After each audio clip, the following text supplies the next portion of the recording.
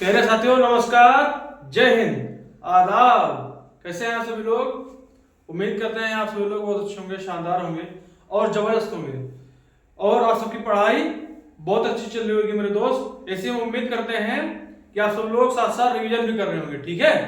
और जैसा कि हम आप सभी जानते हैं कि हमारा हिस्ट्री में मध्यकालीन इतिहास में दिल्ली सल्तनत में हमारा चल रहा है क्या, हमारा क्या चल रहा है, दिल्ली सल्तनत में हमने तुगलक वंश को पढ़ लिया था। अब आज से हम शुरू करेंगे सैयद वंश, ठीक है दोस्त। आज हमारा सैयद वंश एक ही क्लास में हम पूरा कर लेंगे, ठीक है, क्योंकि इसमें ज्यादा ये ज्यादा इंपॉर्टेंट नहीं है, मगर कभी कभी क्वेश्चन यहाँ से पूछ लेते हैं, ठीक है। तो हमें सब तरफ से चलना है, अच्छे से पूरा करना है, ठीक है। और हर तरफ से मुझे कवर करके चलना है और कहीं ये नहीं कि छोड़ दें, बाद में क्वेश्चन आ जाए तो कि आप सभी लोग बोलेंगे क्वेश्चन आ गए तो आपने पढ़ाया नहीं था, ठीक है। तो हम आज पढ़ेंगे क्या, सैयद वंश। जो हमारा कल तुगलक वंश था, तुगलक वंश में हमने जो उसका अंतिम शासक था मेरे दोस्त, अंतिम शासक को पढ़ लिए थे। जो अंतिम शासक था तुगलक वंश का वो नसरुद्दीन महमूद था, ठीक है मेरे दोस्त। तो आज से हम शुरू करें। उसके बाद में हमारा जो चालू हुआ था उसमें तैमूर लंग आक्रमण हुआ था, उसको हम नहीं पढ़ेंगे, वो नहीं क्वेश्चन, वहां से क्वेश्चन मुश्किल है वहां से आना, ठीक है।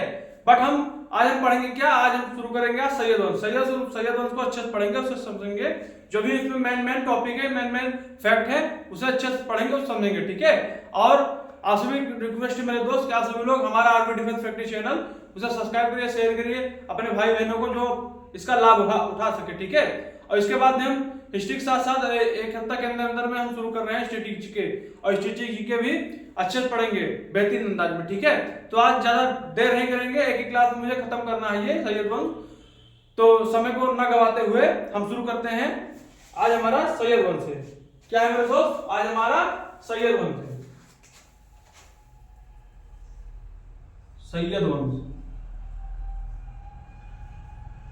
सैयद वंश।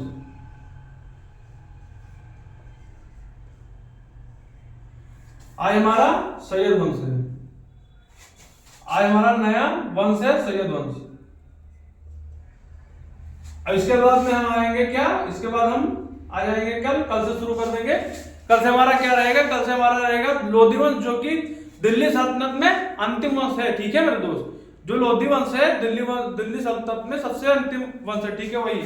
और उसको तो समझो 2-3 क्लास उसमें भी लगेगी, ठीक है। उसके बाद हम मुगल साम्राज्य शुरू कर देंगे, ठीक है। तो आप सभी लोग साथ साथ बने रहिए और अंत तक बने रहिए, साथ साथ पढ़ाई करिए अच्छे से, ठीक है।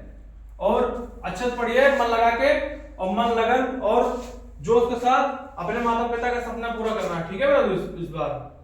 तो अच्छे से पढ़िए मन लगा के, ठीक है। तो इसका जो शासन काल है, इसका शासन काल मेरे दोस्त 1414 से 1451 है, ठीक है मेरे दोस्त। इसका शासन काल है 1414 से 1414 से इसका जो शासन है पूरा 1414 से 1451। इसका जो शासन काल है 1414 से 1451, ठीक मेरे दोस्त, लगभग 37 वर्ष मान लेंगे, ठीक है। और इसके बाद में इसका जो संस्थापक था मेरे दोस्त, इसका जो संस्थापक था मेरे दोस्त, इसका संस्थापक कौन था मेरे दोस्त कौन था, तो बोल देंगे खिज्र खान, खिज्र खान था, ठीक है दोस्त।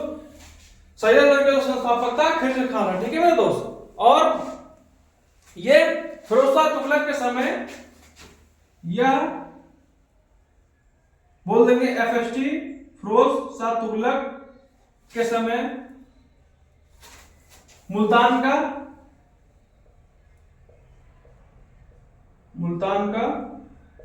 सूबेदार था, मुल्तान का सूबेदार था, ठीक मेरे दोस्त, मुल्तान का सूबेदार था। और ये तैमूर लंग का सेनापति भी था।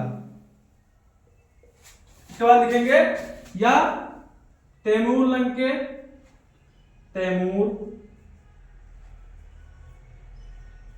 का सेनापति भी था, सेनापति पति भी था। ठीक है, ये तैमूरलंग का सेनापति भी था, जो कि हमने इसको पढ़ाया नहीं। तैमूरलंग जो तुगलक वंश के बाद में आएगा वो तैमूरलंग आक्रमण होगा। ठीक है, उसको कोई जरूरत नहीं पढ़ने के लिए, क्योंकि यहाँ से क्वेश्चन बहुत समझो रियली क्वेश्चन यहाँ से बनेगा। बट ये लिखेंगे जरूर कि जो सैयद वंश का जो संस्थापक था किसर खान, तैमूरलंग का सेनापति भी था। ठीक है, और इसके बाद में हम लिखेंगे इसने स्वयं को पैगंबर मोहम्मद का वंशज बताया। इसने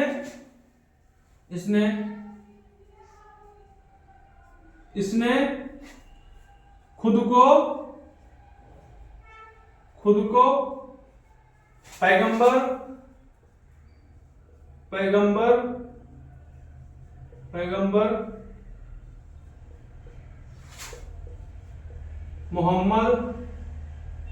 पैगंबर मोहम्मद का वंशज बताया।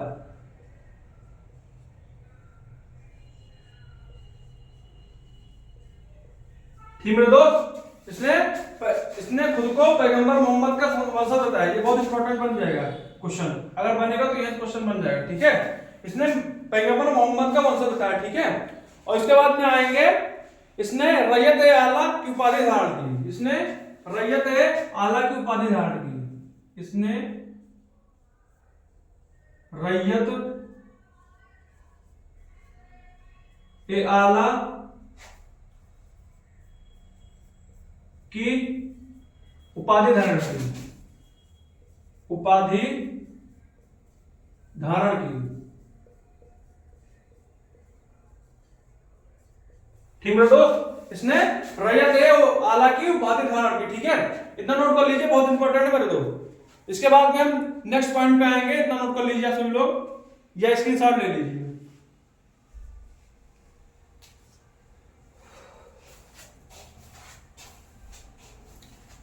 बस इतना लिखेंगे इसके बारे में ज्यादा मतलब आगे नहीं जाएंगे, इतना ही समझिए कि सफिशिएंट है। इसके बाद में हम लिख लेंगे क्या, इसके बाद में इसकी मृत्यु लिख लेंगे। ठीक है, कब इसकी मृत्यु हुई।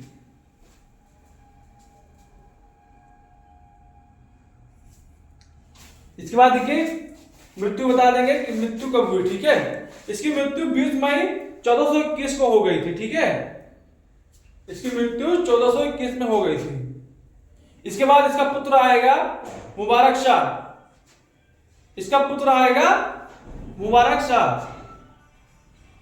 ठीक है, इसका पुत्र आएगा मुबारक शाह।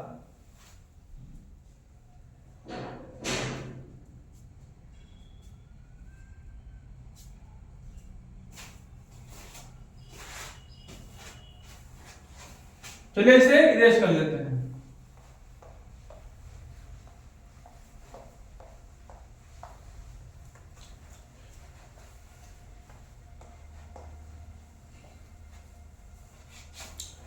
इसका पहले से इसकी मृत्यु लिख लेंगे। खिजर खां की जो मृत्यु हुई थी इसको भी इरेज कर लेते हैं। खिजर खां की मृत्यु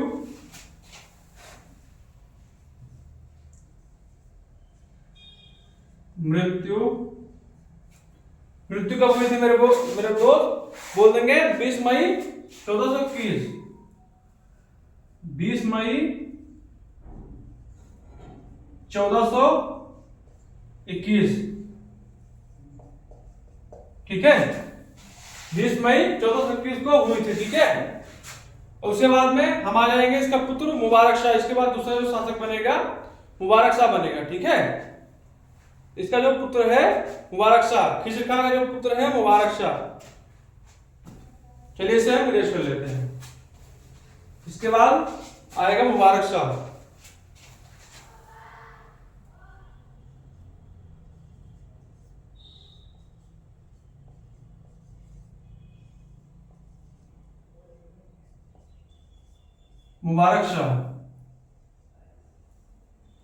ठीक है, इसका जो किसका पुत्र है, खिजर खां का पुत्र है ये।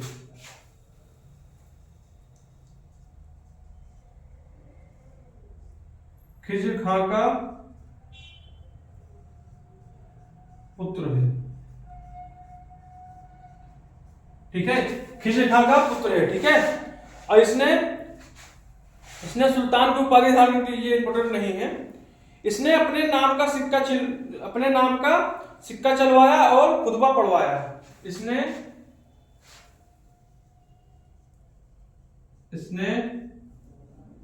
अपने नाम का सिक्का चलवाया और खुतबा पढ़वाया। और क्या पढ़वाया मेरे दोस्त? खुतबा पढ़वाया। ठीक है, इतना नोट कर लीजिए। इसके बाद में ये कहा जाता है कि यह सबसे योग्यतम शासक था इस वंश का। यह सबसे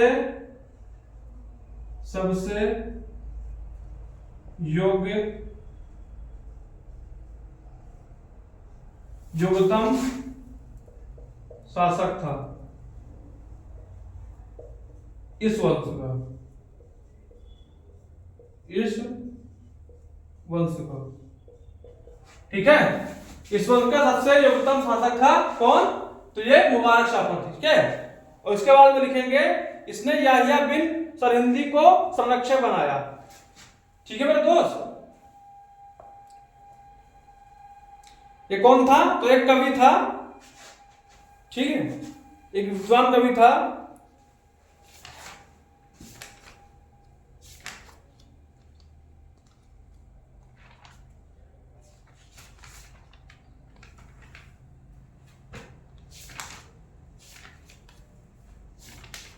इतना नोट कर लीजिएगा सभी लोग, इसका दरबारी कवि था। ठीक है मेरे दोस्त, कौन था? तो ये इसने याहिया बिन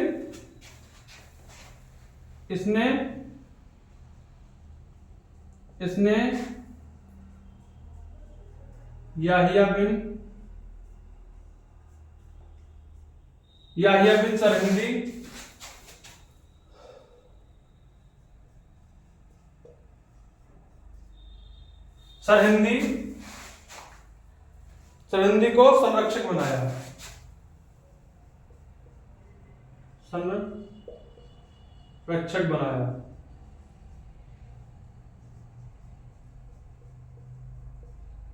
ठीक है, इसने संरक्षक बनाया, संरक्षक दिया, बनाया नहीं, संरक्षक दिया है। ठीक है, संरक्षक दिया है।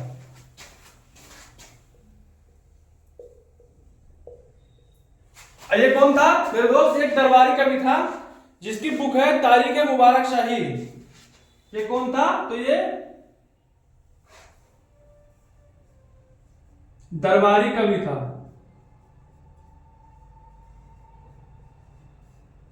और इसकी पुस्तक क्या है मेरे दोस्त? इसकी पुस्तक है तारीख मुबारक शाही। बहुत इंपॉर्टेंट है मेरे दोस्त, तारीख ए मुबारक शाही।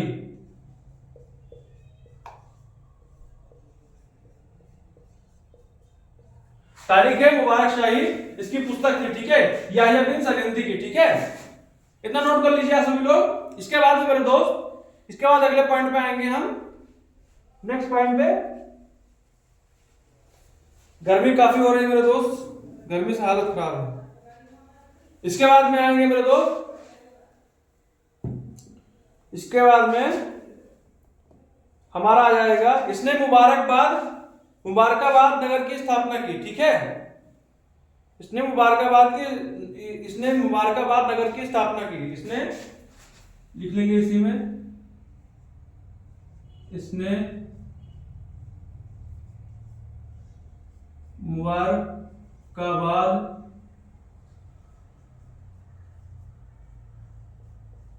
नगर की स्थापना की।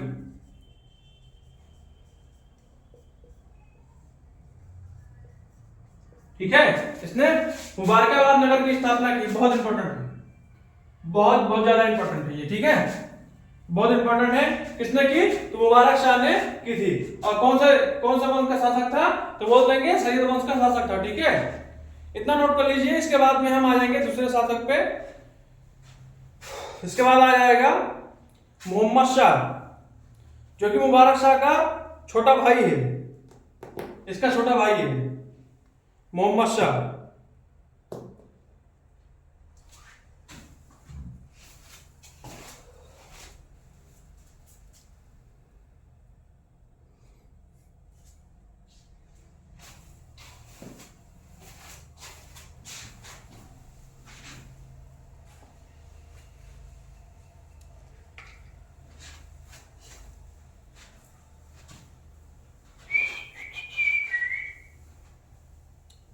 हो गया? उम्मीद करते हैं आप सब लोग नोट कर चुके होंगे।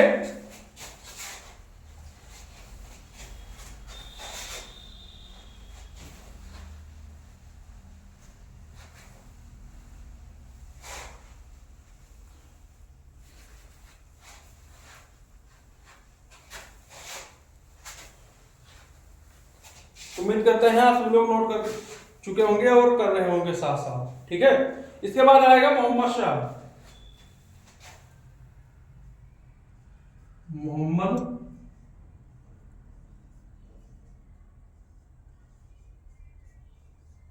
मोहम्मद शाह आएगा। ठीक है, इसके बाद मोहम्मद शाह आएगा, जो कि इसका वास्तविक नाम था फरीद खान।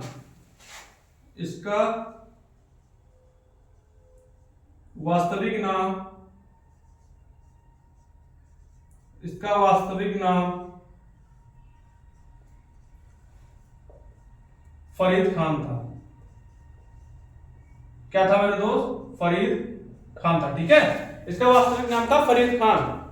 और इसके बाद में लिखेंगे, इसके समय मालवा शासक महमूद खिलजी ने आक्रमण किया था। इसके समय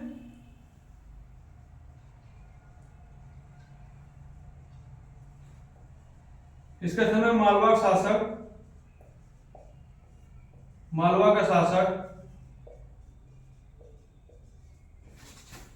का शासक महमूद खिलजी ने आक्रमण किया था। महमूद खिलजी ने आक्रमण किया। ठीक है, आक्रमण किया। और इसके बाद में हम थोड़ा कहानी पढ़ेंगे। मोहम्मद शाह ने बहलोल लोदी को मदद के लिए बुलाया और बहलोल लोदी मोहम्मद खिलजी को हरा दिया, जिससे खुश होकर मोहम्मद शाह ने बहलोल लोदी को अपना पुत्र कहा। ठीक है, बहलोल लोदी को उपाधि दी खाने खाना। मोहम्मद शाह ने दिल्ली के पास मोहम्मदाबाद नगर की स्थापना की। ठीक है, ठीक है। इसके बाद में इसमें लिख लेंगे,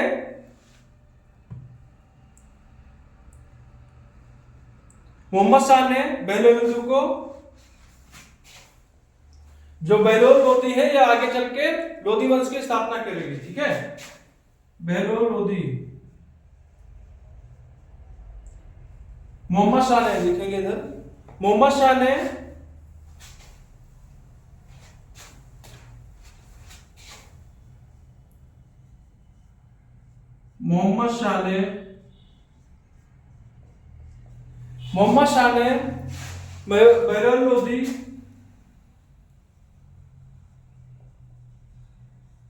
बहलोल लोदी की मदद के लिए बुलवाया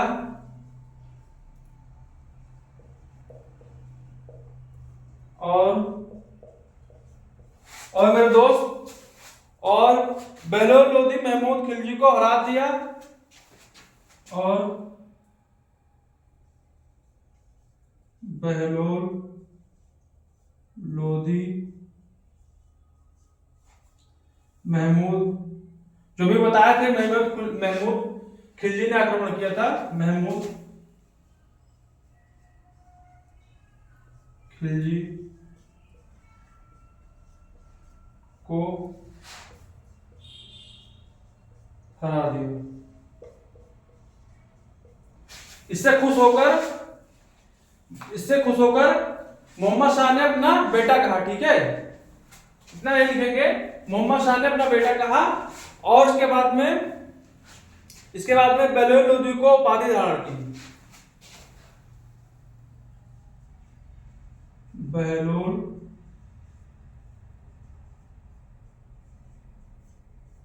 लोदी को उपाधि दी।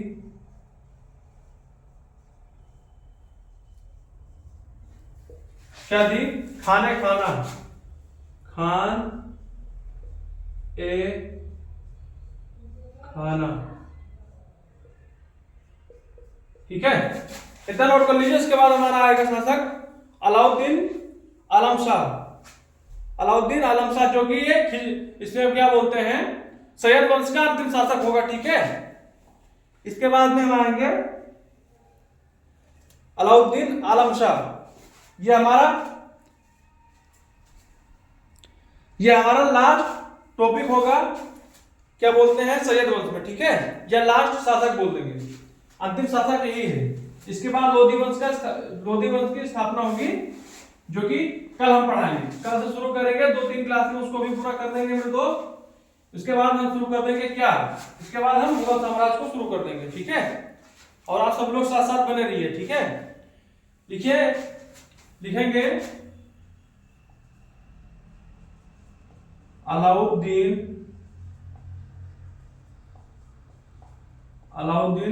आलम शाह। अलाउद्दीन आलम शाह या सैयद वंश का अंतिम शासक हो, ठीक है, या सैयद वंश का अंतिम शासक है, ठीक है मेरे दोस्त। इसके बाद में इसने एक वजीर बनाया इसने अलाउद्दीन आलम अहमद शाह के साथ झगड़ा हो गया था, ठीक है। झगड़ा होने के बाद बदायूं भाग गया और हामिद खान ने दिल्ली का शासन बहलोल लोदी को सौंप दिया था, ठीक है। इसके बाद में हमारा क्या आ जाएगा, लोधी वंश आ जाएगा, ठीक है। इतना नोट कर लीजिए। ये हमारा लास्ट टॉपिक था, ठीक है, ये इंपॉर्टेंट है।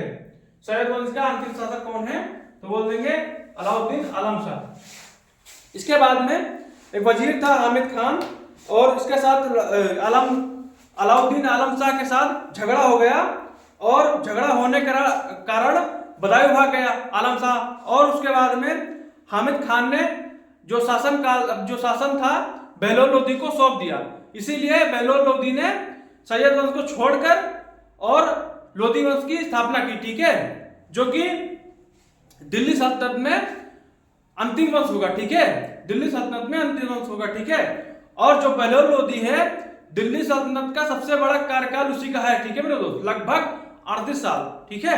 तो आप सभी लोग अच्छे से पढ़िए, मस्त रहिए, स्वस्थ रहिए और खुश रहिए, और अपने माता पिता का सपना पूरा करिए, ठीक है। तो चलिए हम मिलते हैं दूसरी क्लास में, तब तक के लिए धन्यवाद, जय हिंद, आदाब।